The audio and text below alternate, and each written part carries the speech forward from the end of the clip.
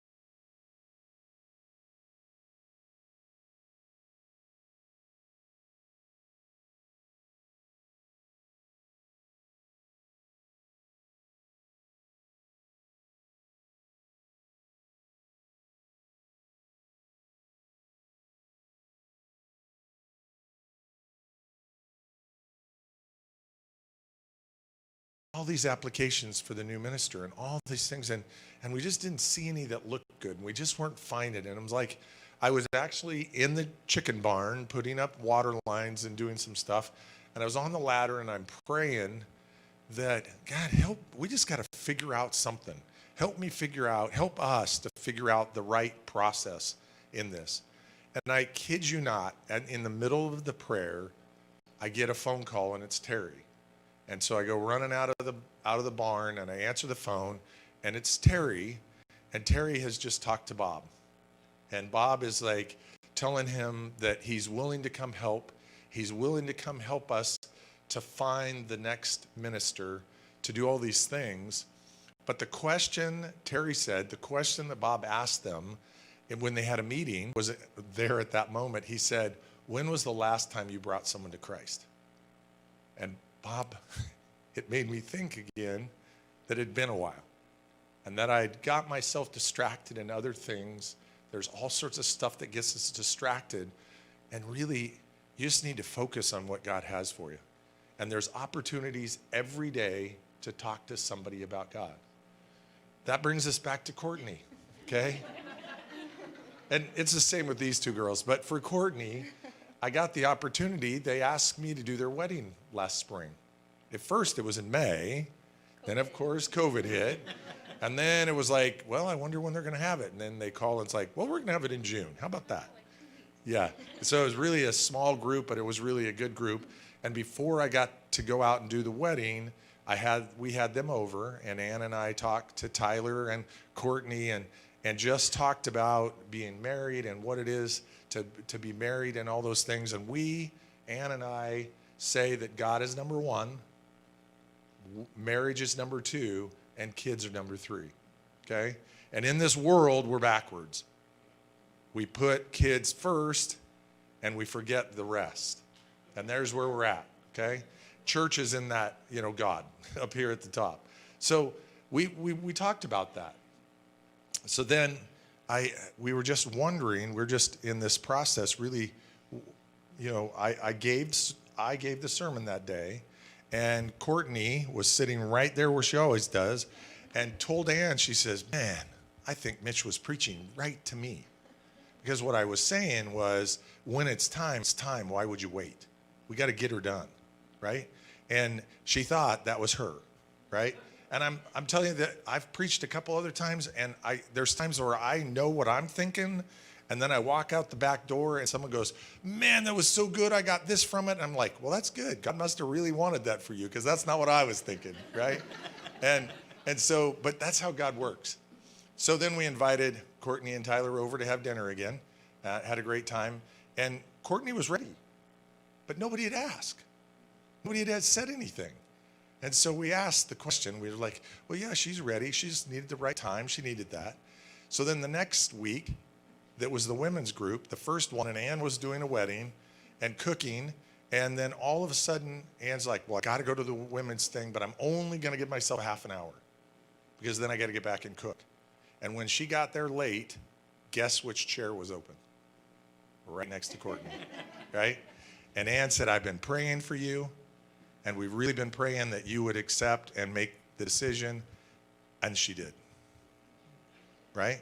So I really, I am so glad. I'm going to ask you guys the questions here in just a second, but I'm so glad that I get the opportunity to baptize, but it's all of us. And we plant seeds. We need to not be scared to say the things, to talk to people. If we offend somebody and it's our best friend, is it better to offend them now or not know where they go later? We better make it right now. So the question, ladies,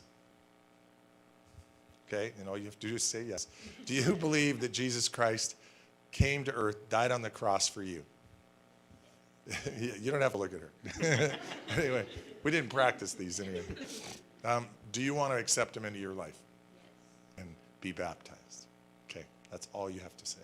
Okay, you guys are going to go get ready. They're going to sing the song, and then we're going to go up there. Okay. So you can stand or sit, whichever you'd like, but we're just going to do a song while they're getting ready.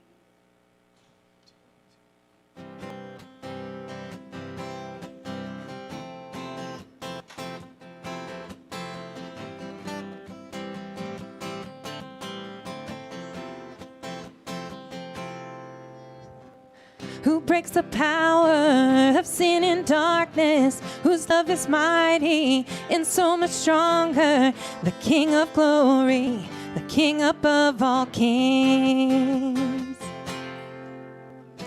who shakes the whole earth with holy thunder and leaves us breathless in awe and wonder, the King of glory, the King above all kings.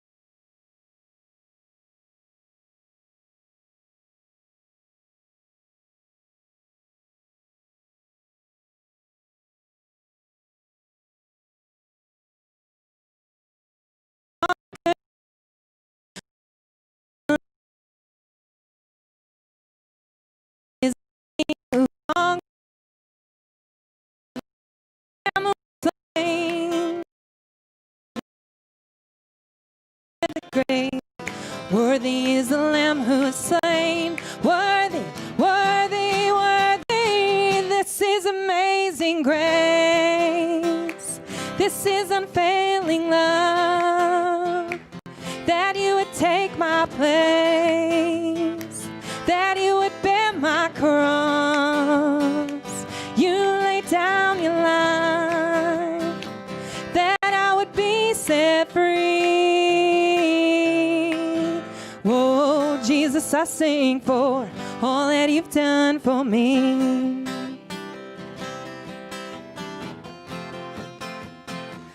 All that you've done for me.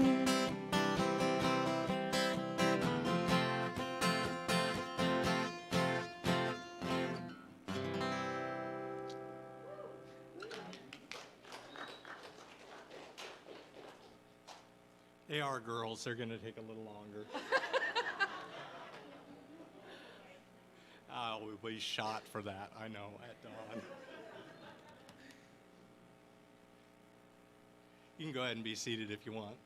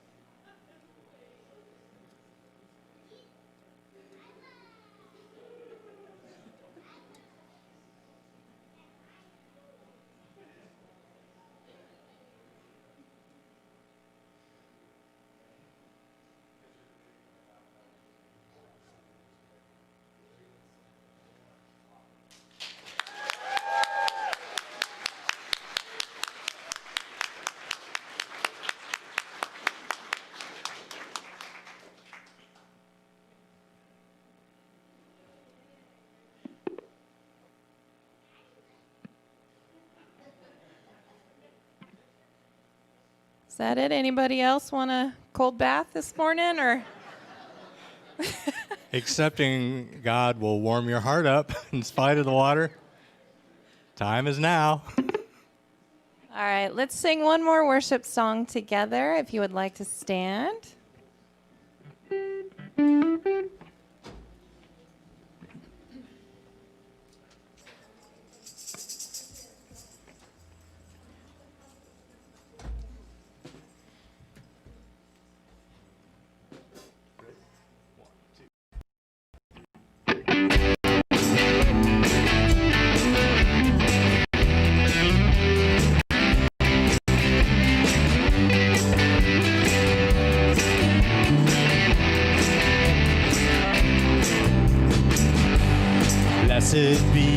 your name in the land that is plentiful, where the streams of abundance grow.